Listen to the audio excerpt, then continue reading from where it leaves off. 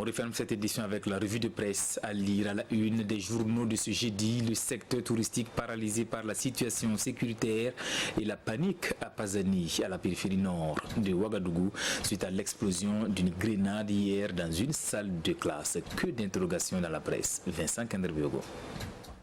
Une explosion, 4 blessés et moult questions. La une de aujourd'hui au Faso à propos de cette explosion de grenade dans une école franco-arabe au secteur 38 de Ouagadougou. Peur et panique dans le quartier avant qu'un communiqué de la gendarmerie ne vienne préciser la nature de l'incident.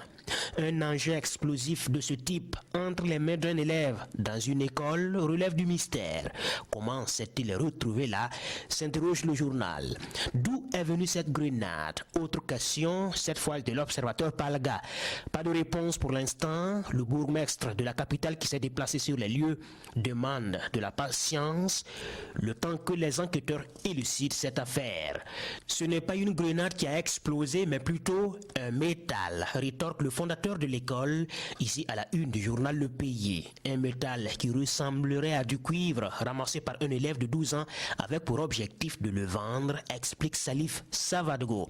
Mais en classe, le fameux métal s'est mis à s'échauffer dans ses mains. Son voisin informé a voulu le prendre et voilà. Autant dire que les résultats de l'enquête sont attendus pour mieux situer l'opinion sur cette affaire.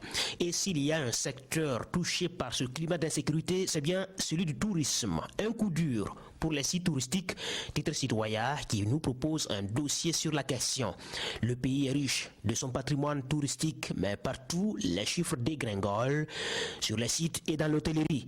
Certains professionnels pointent du doigt les réseaux sociaux qui diffusent des informations erronées et qui portent préjudice à l'activité. Présidentielle du 22 février au Togo, qui du C14 pour contrer fort se demande aujourd'hui au Faso. Le C14, conglomérat regroupant les partis politiques d'opposition, s'est d'abord fait harakiri politiquement en s'abonnant absent à l'hémicycle à cause du boycott des législatives. Face à une opposition atrophiée et en désordre de bataille, Faure Gnassingbé pourrait s'offrir un 4e mandat et peut même rêver d'un 5e si Dieu lui prête la vie, puisqu'avec les dernières réformes constitutionnelles, il s'est fait une virginité politique. C'était là notre version de l'actualité de cette mi-journée. Merci de la fidélité à la RTB.